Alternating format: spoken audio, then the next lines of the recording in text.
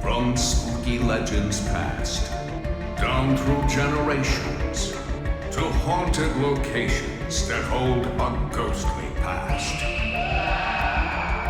Come one, come all, come finders and seekers.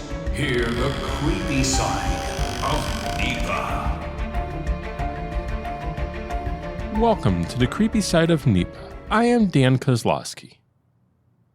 If you're new to the show, or maybe you just haven't had the chance yet, please like, subscribe, or follow the Creepy Side of NEPA on whichever podcasting platform that you're listening to us on. And also be sure to follow WNEP's Creepy Side of NEPA on Facebook. That is the best way to always be informed on the latest creepy information. Well, hard to believe the fall Halloween season is here. It is finally upon us. We're hard at work here at the Creepy Side of NEPA, bringing you new episodes every week from now until Halloween. If you have an idea for a new episode of the Creepy Side of NEPA, or maybe you just have a story you would like to share, please email us. Our email address is ghost@WNEP.com. Again, our email address, ghost@WNEP.com. We got a great episode in store for you this evening, especially for those who love the seasonal haunted attractions. Paul Kotran, original creator and owner of Reapers Revenge, joined me a few weeks ago to talk about what's going on up Reapers Revenge this season. Hi, Dan. How are you? Doing good. How are you? I'm excited, anxious. I'm sure this is a busy season for you. Panicked, yeah. All the above. So what are you working on now? Everything. We have an amazing team up at Reapers. We start in late April, and which a lot of people find surprising. People think you just throw it together quickly in the last month or two, right? I see people all the time, even in August. Oh, you're up there already. Yeah, we have probably 10 seasonal full-time people that work 7-8 months a year to create the magic. It's over 65 acres, 240 employees, 5 attractions, Mother Nature. There's a lot to do, and we put a lot of money back into the show each year to make it bigger and better. You have to give them reason to keep coming back. That's true, and like you said, amazing team, dedicated, and even in the off season, we go to trade shows, we go to other haunts, we go to seminars. So for some of us, it's a full-time job.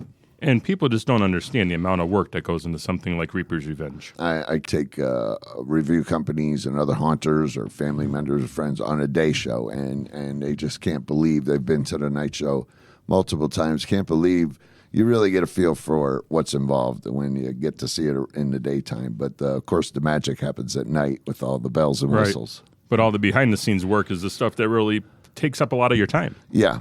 And, there's a lot of detail, and for every, I want to say, $10,000 we spend on set design and entertainment, an equal amount has to be spent on infrastructure.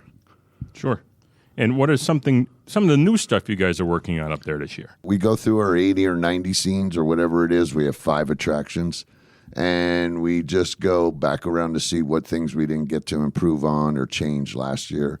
So this is kind of cross T's, dot I's again, another year where we're just going to try to keep making everything we have that much cooler, better, change up scares, add some animatronics, props, add lights, always bring in more sound. We have one of the best sound companies, I think, in the country, Billy from Rock Street 107. Your sound really does set you apart from the rest. Yeah, we, hands down, to me, Jaws and Jason and Freddy and Mike Myers, those movies were awesome movies because of the soundtracks. And so every one of our scene has amazing sound. It's part of the show. And like I said, that is something that the other attractions, it makes you set apart a little bit. Yeah. We always like the walk up through the pond from the parking lot. We're bringing. It kind of sets the mood. Yeah. So we're putting, we always wanted to improve on that pond. It always gets put last. This year we started there. we're doing some really cool things at the walkthrough to just set the mood when you come up. Although we do have some people that get halfway on that road and turn around and go They don't back. make it up to the ticket booth, huh? It's kind of funny. Yeah, I guess if they're going to quit, it'd be better before they get to the ticket booth. Now, do you have a lot of people quit after they buy a ticket before they even make it on the ride? Well, I tell people, we always get a couple people go, oh, you're not that scary. But I know for a fact we can have anywhere from 10 to 20 panic attacks up in the Lost Carnival every night. Those are people that are just done. You got to get them out, huh? They want to be, some can reset and go through some of the last attractions, but some about the Lost Carnival up in the woods and with the clown show. There's something about clowns and sideshow freaks that just, people don't like clowns. I don't know why. There's a big fear of them. So we're bringing some new things to the pond, which I'm excited about. And again, we have a list. We go through in the beginning of the summer or in the spring, and we just our creators and I and the other owners we go through and just critique what we'd like to see each scene, how to be a little better, what can we change. Everybody wants a new attraction that's coming down the road, but you want to make sure the 5 attractions we have are a little bigger and better every year. Rome wasn't built in a day. There's a lot up there. And like I said, we got Billy up there doing the sound and just dialing in. So every year I go through the show and I think there's stuff we can do better. And those are the things we're trying to do. And then there's always new ideas that we're able to incorporate. Now, 2 questions that sort of popped into my head just now. What is your favorite scene on the hayride? Well, it's not there anymore. It was there for 15 years. The Ring Girl. I'm not scared by clowns, but little creepy girls coming out of wells. That gets you, huh? That kind of move in a weird way. And that was there since the beginning, right? That was there from the beginning, and that was always one of my favorite scenes. Pitch Black has always been one of my favorites. Just putting people in there, and you can't see, you can't hear. Again, I love the soundtracks that we put in some of these things. I said probably in an interview 15 years ago, we don't want to be Universal Studios. We don't want to have a million animatronics. We want to put people in the woods and scare them more naturally. But we do have that eye candy. We have all kind of stuff that we've been able to add. But I just think we're an actor-based haunt, and I want to entertain people with actors, not necessarily. And I think actors sort of give you more of a creepy element. Yeah, I've never met an animatronic that put me on the ground, but an actor could if the timing's right and they're hidden in the right place. Yep, and their lines or whatever they say to you. Right. Yep. We have what we call drama, actors that deliver lines. And so, the hayride is hard to scare people. So we work hard to entertain people on the hayride. It's a visual, amazing. I mean, Thriller is another example how you would entertain people on the hayride. I was going to go there with Thriller. It was one of our neat creations that buddy of mine, Jimmy, came up with, head of security for a while. And he always wanted me to incorporate Thriller. We have a great cemetery scene with a bunch of zombies, and toward the end, all of a sudden it turns into about a 42-second music video that feels like Michael Jackson's in the room. So I've been on your ride quite a few times, and I got to say my favorite scene is Pumpkin Hill. Okay. With all the pumpkins. Just especially, they're coming at you all different directions. Even when you're sitting looking back, they're still staring back at you. Well, there you go. I think we started with 20 or 30 pumpkins, including the big 6-foot ones that are 35 feet in the air. We add to that every year. We add lighting to it, more smoke. We have an actor-matronic that comes out of the trees from last year. But I think in our other interview, we talked about when we were finally able to afford a lift. And that was probably big for you because getting up into those trees takes a lot. So Pumpkin Hill was one of the first things we put up super high. And then one of my other favorites that still doesn't get old for me is Alice in Wonderland. That was Jen and Kelly's idea from the very beginning. I didn't know how it was going to work, but it is a visual spectacular. And how long is Alice in Wonderland up there now? That isn't too old, right? I think it's at least 5 years, I think. Okay. And we add lighting to it every year. We get specialty lighting, and we go higher with the lighting. And, I've been to Christmas light shows that don't hold a candle to what Alice in Wonderland is. So it's awesome. So another thing that a lot of people going up to Reapers Revenge, especially if they're a little afraid to go to the night show, they might not know about. You guys do a daytime show now, correct? Yeah.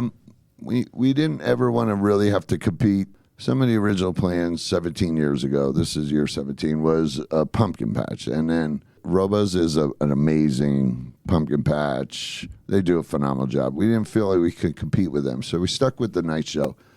But I went to Bethel Woods. I've been to a couple other things that were not pumpkin patches, but kind of a more family-friendly for kids type walkthrough. And I realized that here we are 17 years in, we have amazing sets, a lot to look at. And like I explained earlier, what you see in the daytime blows you away. Yeah, because you don't notice all the detail that goes into some of those sets at So night. we have young kids and we have a lot of adults who do not want to come to the night show.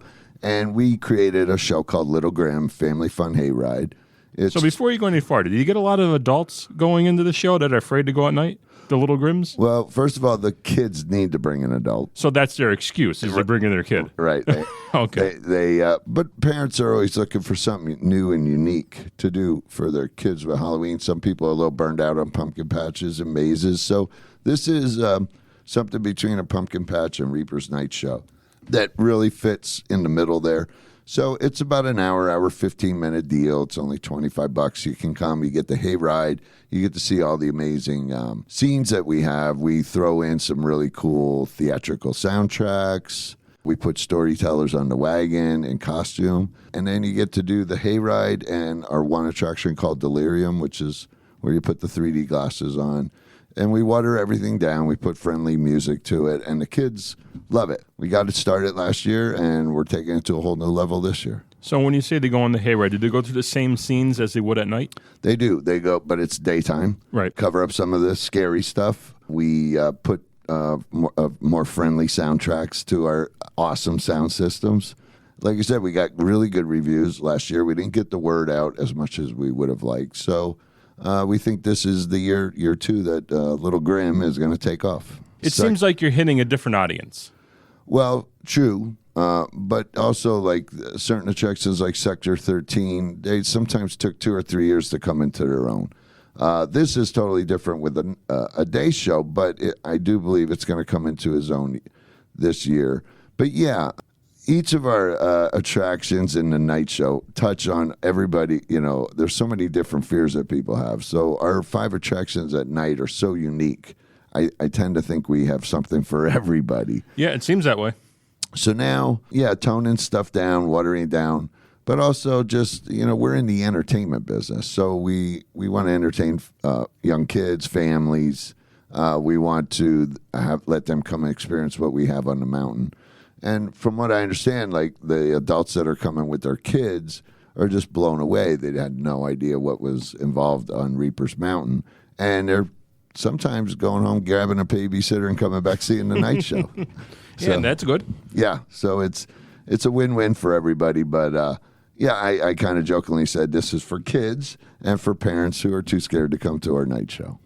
So one question I have to ask, since you're the creator of Reapers Revenge and this madness up on the mountain. Yes. What got you into this? What made you start this? I actually thought it'd be a really cool seasonal business, which ended up being a year-round work. But I started going into different haunts and different attractions and this kind of Halloween stuff. And you know, just like me, I was just like, man, I feel like I can do it a little better.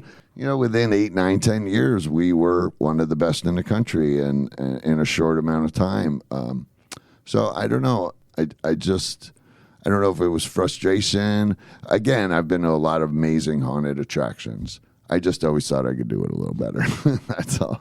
And when you first started, we have. So when you first started, was it just the hayride then? We started with hayride and Pitch Black in year 1. So they came both together?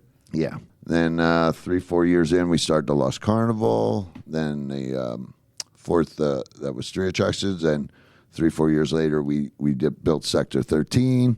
And then a few years later, we built Delirium. So we have 5 now. 5. And anyone planning on coming up, I know you guys get busy some nights. Is there any nights you suggest coming up that's a little less busier than others? Well, I've been saying this for 17 years. I don't think anybody listens to me. But if you go on our website, we have a really cool color-coded calendar.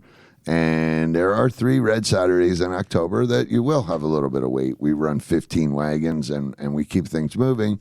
But it's pretty clear if you come on those 3 red Saturdays, you're going to have a little bit of wait. We have a reputation of long lines, but that's not true. If you come on those other 15 or 16 nights, you can maybe be in line for a half hour or an hour. And I mean, a little bit of a line is fine. I think that's all part of the attraction. Well, you get a little bit of entertainment in the line and sort of puts you in the mood. We have a queue line that's a lot of fun. We have roamers in there. We have a magician. We have a movie theater. I think we're playing, some fun stuff on our movie theater. And this year over at the old karaoke hay wagon, we're going to have some barbershop quartet singing pumpkins this year. So we're always working to make the queue line move faster, but also more entertaining. And it goes fast if you're in line with 3 or 4 or 5, 6 of your friends. It's really pretty quick. We have a little food in the queue line if you get hungry. So things move along, and it upsets me. We get a reputation for these 3 big Saturdays in October, but you have 16 other nights and an opportunity to come up and get through the line pretty quick and see an amazing 90-minute show. And your show is the same each night. It isn't like some nights you have more actors than others, correct? Nope. We don't run Wednesdays and Thursdays like some haunts because those sometimes you have less actors. So we run, you're right, from the very first day to the last day we're open, the show's the same. We still have 160 scare actors every night. The price is a little lower those 16 nights, but you get the same show from the opening day till the last day. And how about parking? We acquired another bus, so we have 2 buses. Our parking is $3, but you get some coupons with that, worth over $10. We have a B lot, but we have 2 shuttle buses. Everything is moving more efficient and better. We had some issues during COVID with parking. We got those things straightened out, and just making the customer experience more efficient, fun, quicker, but still giving them a 90-minute show is, and we're the kind of haunt that just doesn't jam people through. We take our time. We send 30 people out on a hay wagon, and we break you up in the other attractions. You're not going to be what they call conga line in the industry, shoulder to shoulder with and that kind of ruins 100 it people. Yeah. When you're in a single file line going through your attraction. So we might charge a little more, but we're not jamming people through so fast that it ruins the show. So.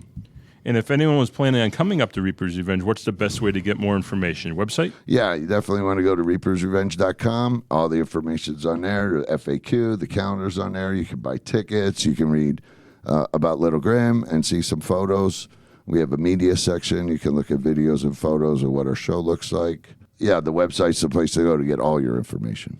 And if anyone's out there listening now and they're on the fence, they're not sure if they want to come up, you have anything to say to them before we wrap up this episode? Well, if you can hear this podcast, you are very close to, I guess, right? I don't know how far you you could listen anywhere, but yeah, okay. Odds are they're pretty close. Let's just say if you're in NEPA and you are anywhere within an hour. We have people come from 2, 3, 4 hours away and from all over the country.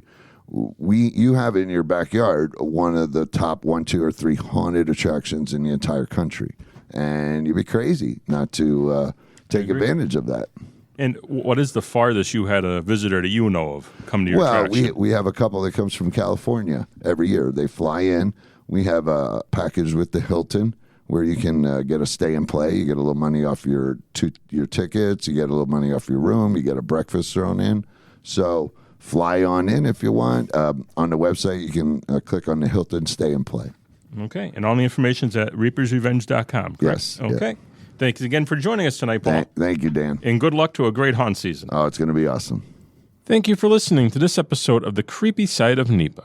I hope you could join us next week for a new episode. But until then, enjoy The Creepy Side of NEPA. This has been The Creepy Side of NEPA. If you have a spooky story that took place in northeastern or central Pennsylvania, send it to ghost@WNEP.com for your chance to share it on an upcoming episode. We're dying to hear from you.